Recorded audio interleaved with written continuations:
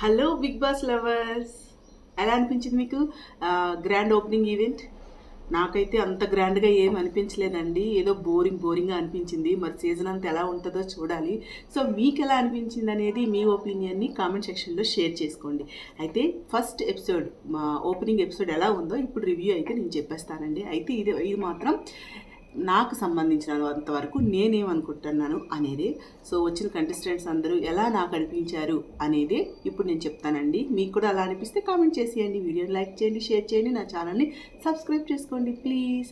So ఇంకా వీడియోలోకి వెళ్ళిపోదాం. సో నాగ్ సార్ అయితే కల్కి సాంగ్తో వచ్చారండి. సో నాగ్ సారు సాంగ్ అయిపోయాక నాకు స్పెట్స్ పెట్టుకొని వచ్చారు కదా, నాకు అనిపించింది సూట్ అవ్వలేదేమో అని. సార్ కూడా మీకు నాకు మధ్యలో ఇవెందుకని తీసి పడేశారు. సో మంచిగా అనిపించింది. తర్వాత ఇంకా నాగ్ సారు హౌస్లోకి వెళ్ళి హౌస్ అంతా చూపించారు కదా, సో మొత్తం ఎక్స్ప్లెయిన్ చేశారు. హౌస్ అయితే నాకైతే కొత్తగా అనిపించలేదండి, బిగ్ బాస్ 7 హౌస్ లాగే అనిపించింది. సో 3 బెడ్రూమ్స్ అయితే ఎక్స్ట్రా, కానీ మిగతాదంతా నాకు బిగ్ బాస్ 7లో ఉండే హౌస్ లానే అనిపించింది. హౌస్ అయితే బాగుంది. సో ఇంకా దాంట్లో స్పెషల్ రూమ్ అని ఏవో చెప్పారు. తర్వాత 3 బెడ్రూమ్స్కి 3 పేర్లు పెట్టారు. తూనిగా రూమ్ అని, పీకాక్ రూమ్ అని, జీబ్రా రూమ్ అని. తూనిగా రూమ్ అంటే ఏంటి, అదృష్టం కష్టపడి తెచ్చుకున్న అదృష్టవంతులు ఆ రూమ్లో ఉంటారంట. పీకాక్ రూమ్ అంటే స్ట్రెంగ్త్ పవర్ ఉన్న వాళ్ళు ఆ రూమ్లో ఉంటారంట. జీబ్రా రూమ్ అంటే ఎవరికి ఎవరి మాట వినకుండా ఎవరికి లొంగని వాళ్ళు ఆ రూమ్లో ఉంటారంట. సో ముందు ఎపిసోడ్లో దానికి సంబంధించి ఏమైనా గేమ్స్ పెడతారేమో, అప్పుడు ఎలకట్ చేస్తారేమో రూమ్స్, చూడాలి.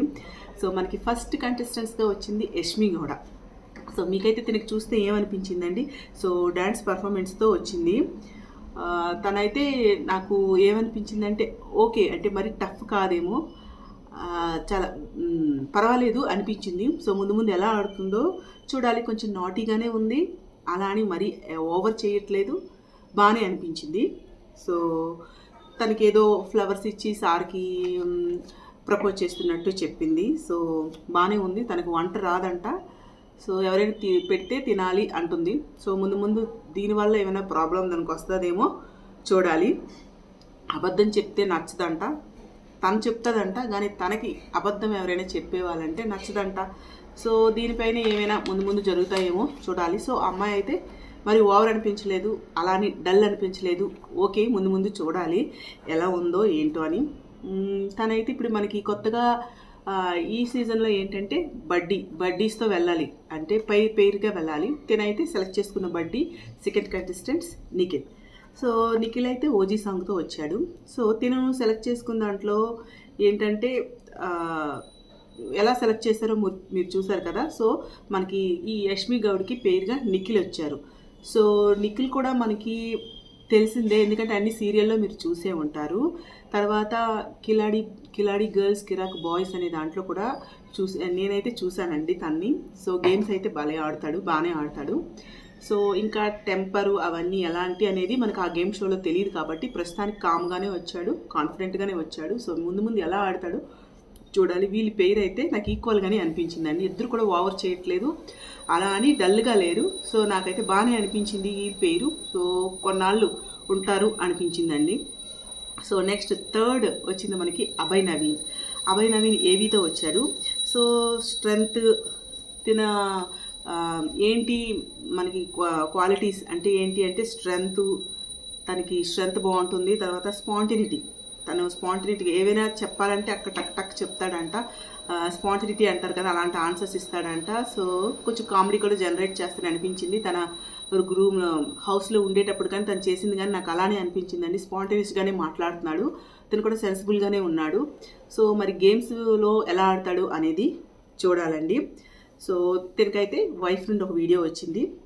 సో తిన సెలెక్ట్ చేసుకోవడానికి 3 క్వాలిటీస్ ఏంటి అంటే వాగుడుకాయ, ఫైటర్ అండ్ తెలివైన అమ్మాయి అని వచ్చింది. సో అది ఎవరు అంటే మనకి 4th కంటెస్టెంట్స్గా వచ్చింది ప్రేరణ అయితే కరెక్ట్గా ఈ 3 క్వాలిటీస్ సరిపోయేవండి. వాగుడుకాయ, ఫైటర్, తెలివైన అమ్మాయి. సో నేనైతే తిన్ని కిరాక్ బాయ్స్ అండ్ కిలాడి గర్ల్స్ షోలో చూశానండి. తినైతే గేమ్స్ ఇరగదీసేస్తుంది, గేమ్స్ చాలా బాగా ఆడుతుంది. కానీ నాకు కొంచెం నిన్న వాగుడుకాయ అంటే సరిపోయింది. నిన్న మేబీ ఫస్ట్ డే తను ఆ ఎగ్జైట్మెంట్లో కొంచెం ఓవర్గా మాట్లాడిందేమో, మరి తొందర పడిపోతుంది అన్నిటికీ. సో తొందరగా చేసేయాలని. సో ఫస్ట్ డే కదా మేబీ సో అలా తొందరగా మాట్లాడేస్తుందేమో అనిపించింది నాకు. సో ముందు ఎలా ఆడుతుందో, గేమ్స్ అయితే బాగానే ఆడుతుంది. తన బిహేవియర్ ఏంటి అనేది చూడాలి. మనకి తొందరపాటు వల్ల ఏమైనా ప్రాబ్లమ్స్ వస్తాయా అనేది మనము చూడాలి. నిన్నే తెలిసిందండి, రష్మిక మందన్ రూమ్మేట్స్ అంట, ఫ్రెండ్ అంట. ఇప్పటివరకు అయితే తెలియలేదు. సో చూడాలి తిని ఎలా ఆడుతుందో. గేమ్ పరంగా అయితే చెప్తున్నాను కదా, చాలా బాగా ఆడుతుంది. సో బిహేవియర్ పరంగా తొందరపాటు నేను ఒక్క ఎపిసోడ్లోనైనా ఇంకా ఉంటుందా, అలా ఉంటే మాత్రం కొంచెం కష్టం కదా. సో కష్టం అంటే కొంచెం తగువులు వచ్చే ఛాన్సెస్ అయితే ఉన్నాయి ఆ బిహేవియర్తో. సో చూడాలి ముందు ఎలా ఉంటుంది తను అనేది. సో నెక్స్ట్ ఈ 4 మెంబర్స్తో ఒక టాస్క్ పెట్టారండి. సో ఆ టాస్క్లో గెలిచిన వాళ్ళు ఎవరు అంటే నిఖిల్ అండ్ అశ్మి విన్ అయ్యారు. మన అభయ్ అండ్ ప్రేరణ అనేది లూజ్ అయ్యారండి. లూజ్ అయిన వాళ్ళకి ఒక బ్యాడ్ న్యూస్ చెప్పారు. అదేంటంటే నో క్యాప్టెన్సీ అనమాట. సో ఈ సీజన్ మొత్తంకి క్యాప్టెన్సీ లేదంట. సో లేకపోవడం వల్ల కొత్తగా ఏమైనా పెడతారా, ఒకవేళ లేకపోతే యాక్చువల్గా ప్రతి సీజన్లో క్యాప్టెన్సీ కోసమని బాగా ఆడేవాళ్ళు, కోట్లాడుకునేవాళ్ళు. మరి ఈ సీజన్లో ఎందుకు తీసేశారో, దాని రీప్లేస్మెంట్లో ఏమైనా పెడతారేమో చూడాలి. సో అది లేకపోతే బాగుంటుందా, సీజన్ హిట్ అవుతుందా లేదా అనేది చూడాలి. సో మనకి 5th కంటెస్టెంట్స్గా వచ్చిన వారు ఆదిత్య ఓం గారు. ఆదిత్య ఓం గారిని చూస్తే చాలా కూల్గా ఉండేటట్టు అనిపించింది. సో ఈయన గేమ్ ఆడేటప్పుడు కూడా, నెక్స్ట్ గేమ్ పెట్టారు, గేమ్ ఆడేటప్పుడు కూడా కొంచెం స్లోగా ఆడినట్టు అనిపించిందండి. నాకైతే అనిపించింది అలా. మేబీ ఫస్ట్ డే అలా ఉన్నారేమో, ఇంకా చూడాలి. సో ఈయనైతే చాలా కామ్గా అయితే ఉన్నారు. సో చూడాలి ఎలా ఆడతారో ఏంటో అనేది. నాకు అనిపించినవే చెప్తున్నా అండి. 6th కంటెస్టెంట్స్గా మనకి వచ్చింది సోనియా.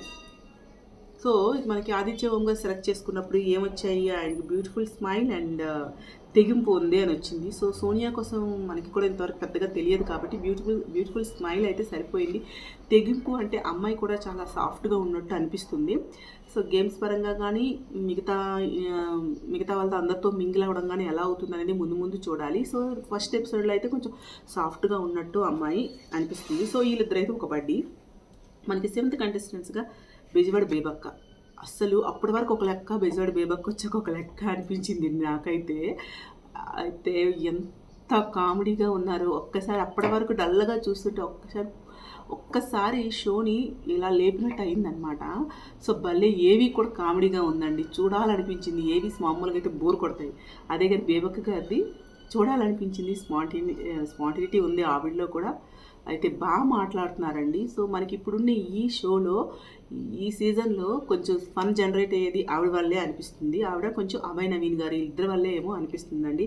చాలా యాక్టివ్గా ఉన్నారు. ఈ షోకి అయితే కరెక్ట్గా సూట్ అవుతారండి. ఆవిడ వల్ల కొంచెం ఫన్ జనరేట్ అవుతుంది, కొంచెం ఇంట్రెస్ట్గా కూడా ఉంటుంది అనిపిస్తుంది. ముందు ఎలా ఉంటారో చూడాలి.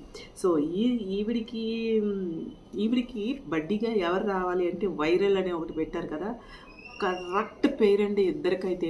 ఉన్న అందరి పేర్ల కరెక్ట్ పేరు ఎవరు అంటే బేబీ భాషా గారు అండ్ బెజవాడ బేబక్క. సో వీళ్ళందరూ, నేనైతే భాషా బేబీ అని పెట్టాను. వీళ్ళ పేరు అయితే మామూలుగా లేదు నిజంగా. భాషా గారు కూడా చాలా అండి, ఆయన ఆల్రెడీ వైరలే, నిజంగానే బాగానే ఇచ్చారు. ఆయన ఆల్రెడీ వైరలే. సో బిగ్ బాస్ 8కి ఎనిమిదే అని బాగా ఇప్పటివరకు ఎవరికి ఐడియా రాకపోవచ్చు. ఎనిమిదే టైటిల్ తీసుకెళ్ళిపోతాను అన్నారు, భలే అన్నారండి. ఆయన కూడా చాలా యాక్టివ్గా ఉన్నారు. వాళ్ళిద్దరి పేరు అయితే ఆసం. ముందు ఏంటి ఫన్, భాషా గారు కూడా ఫన్ జనరేట్ చేస్తున్నారండి. సో మిగతా గేమ్స్ ఎలా ఆడతారో ఏంటో అనేది చూడాలి. వాళ్ళిద్దరి పేరు అయితే చాలా బాగుంది. షోకి ప్లస్ అయ్యే అవకాశం వీళ్ళిద్దరి వల్ల ఉందండి. సో ముందు ఏమవుతుందో చూడాలి. సో నెక్స్ట్ ఏంటంటే నైన్త్ ఎవరంటే కిరాక్ సీత. సో ఇప్పుడు వచ్చిన కిరాక్ సీత. సో నేనైతే ఇప్పుడు వరకు తన్ని బయట ఇన్ ద సెన్స్ మిగతా ఏ షోల్లో కానీ నేను చూడలేదండి. తన్ని బేబీ సినిమాలో చూడటమే. ఈ అమ్మాయి అయితే నిజంగా ఎంత బ్యాలెన్స్డ్గా ఉందో, ఎంత బాగా మాట్లాడుతుందండి. బ్యాలెన్స్డ్గా ఉంది, ఎక్కువ చేసేయట్లేదు, అలానే డల్గా లేదు, చక్కగా మాట్లాడిందండి. నాగార్జున సార్తో చాలా పద్ధతిగా మాట్లాడింది. సో చాలా తెలివిగా కూడా ఉంది. సో తిని ఎలా ఆడుతుంది అనేది చూడాలి. అమ్మాయి అయితే నాకైతే నచ్చిందండి, పద్ధతిగా ఉంది. సో ఎలా ఆడుతుంది అనేది చూడాలి. సో నెక్స్ట్ 10th కంటెస్టెంట్స్గా నాగమణికంట వచ్చారండి. సో ఈయన ఏవి కొంచెం ట్రాజడీ, ఎమోషనల్గా అనిపించింది, కొంచెం సెన్సిటివ్గా అనిపించాడండి నాకు. కొంచెం సెన్సిటివ్గా ఉంటాడేమో, ప్రతిదానికి ఫీల్ అయిపోతాడేమో అన్నట్టు అనిపించింది. దానికి తగ్గట్టు లాస్ట్లో ఒక ఫేక్ ఎలిమినేషన్ అని, ఒక ప్రాంక్ ఎలిమినేషన్ అని ఒకటి పెట్టారు కదా. దాంట్లో నాకు అక్కడ ఏమనిపించిందంటే, ఆ ప్లేస్లో ఎవరున్నా అలానే ఫీల్ అవుతామండి. ఇక్కడ 2 టైప్స్గా నాకు అనిపించింది, నేను చెప్తున్నాను. ఎయిదర్ ఫస్ట్ వన్, తను నిజంగానే ఇది ప్రాంక్ అని తెలియక ఫీల్ అయ్యి, వీళ్ళందరూ నేను ఇన్ని కష్టాలు పడి వచ్చాను, నాకు ఒక ఛాన్స్ వచ్చింది, వీళ్ళు నా ఛాన్స్ పోగొడుతున్నారు అని ఫీల్ అయ్యి టెంపర్ లూజ్ అయ్యి మాట్లాడేసి, ఎవరున్నా ఆ ప్లేస్లో అలానే మాట్లాడతాం. మనం ఒక షో కొంచెం సేపు చూసి ఆ మనిషిని మనం జడ్జి చేయలేమండి. అయితే అక్కడ 2 టైప్స్ ఉండొచ్చు. అలా టెంపర్ లూజ్ అయ్యి వెంటనే నేను ఎన్ని చేసి వచ్చాను అని కోపం అయిపోతున్నాడా, అలా అయితే అయ్యో పాపం అనిపించింది. సో ఆ ప్లేస్లో ఎవరు ఉన్నా అలానే ఫీల్ అవుతాం.